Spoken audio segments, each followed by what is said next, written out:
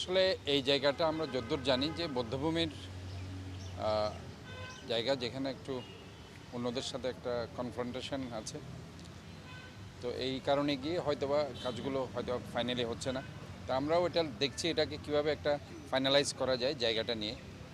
কারণ জায়গাটা নিয়ে যেহেতু একটা মামলা চলছে, তো ওভারঅল পুরো জায়গাটা যদি আমরা নিতে চাই, পুরো জায়গাটা নিয়ে যদি আমরা করতে চাই এই বধ্যভূমিটা, তাহলে হয়তোবা এই প্রবলেমটা সলভ করতে হবে।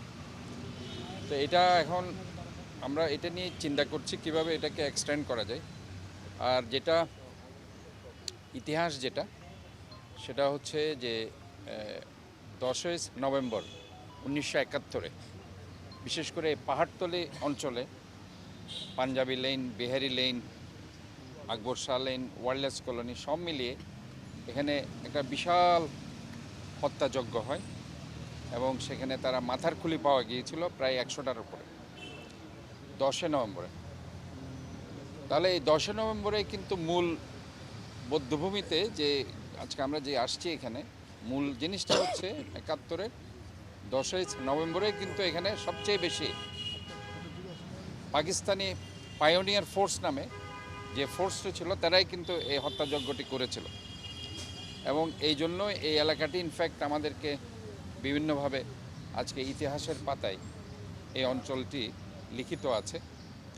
তো মূলত 1971 সালের 25শে মার্চের যে আজকের যে মাহাত্ম্য, সেটা হচ্ছে 25শে মার্চের কালরাত্রিতে ঘুমন্ত বাংলাদেশির উপর, বাঙালির উপরে সেদিন অপারেশন সার্চ লাইটের নামে পাকিস্তানি হানাদার বাহিনীরা, বিশেষ করে জুলফিকার আলী ভুট্টো, ইয়াহিয়া খান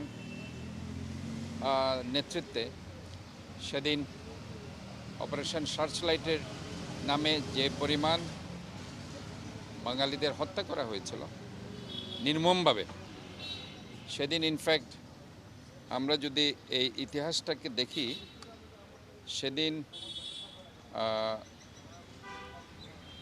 ওই সময় আমাদের যে বিপ্লব উত্থানে সে সময় 8ম East Bengal Regiment, Colonel Janjua যেখানে প্রধান ছিলেন, সেখানেই থেকেই কিন্তু আমাদের শহীদ প্রেসিডেন্ট জিয়াউর রহমানের নামটা চলে আসে।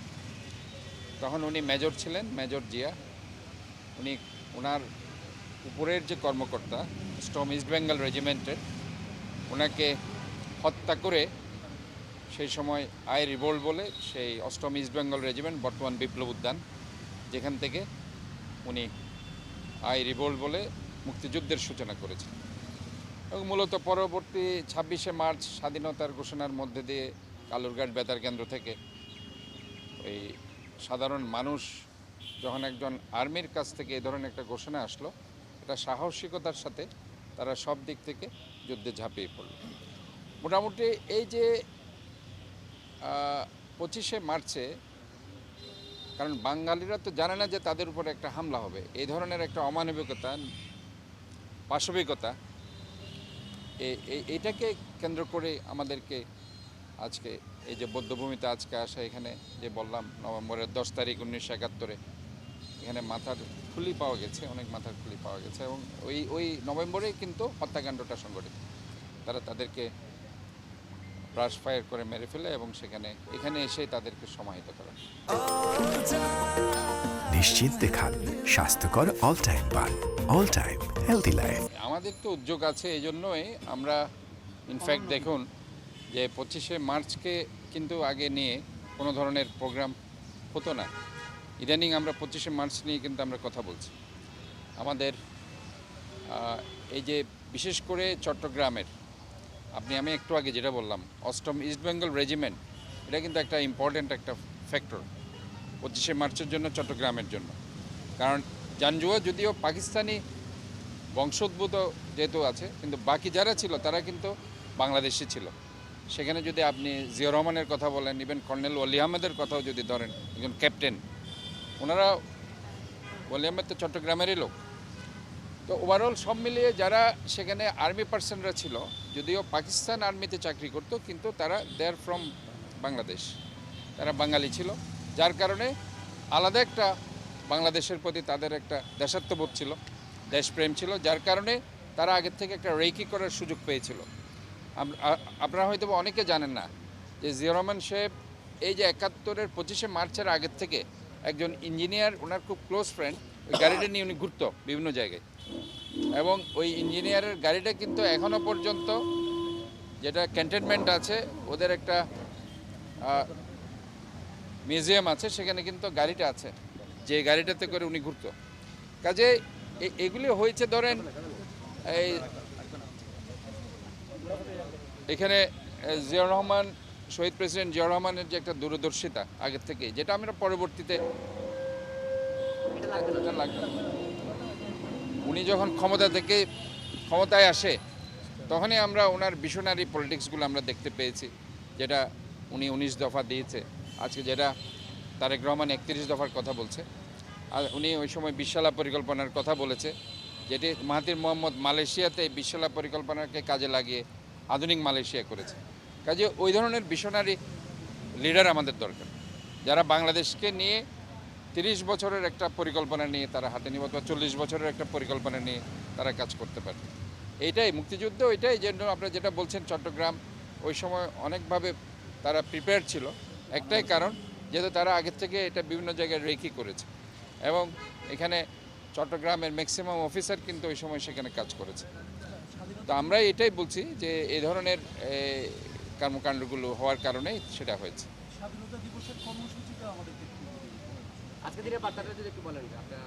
আজকের দিনের বার্তা হচ্ছে যে মহান স্বাধীনতা, আসলে আমরা যেটা মনে করি যে আমরা খুব সহজেই স্বাধীন হয়ে গেছি। আমরা আজকে ২৪কে আমরা একাত্তরের সাথে তুলনা করা শুরু করেছি।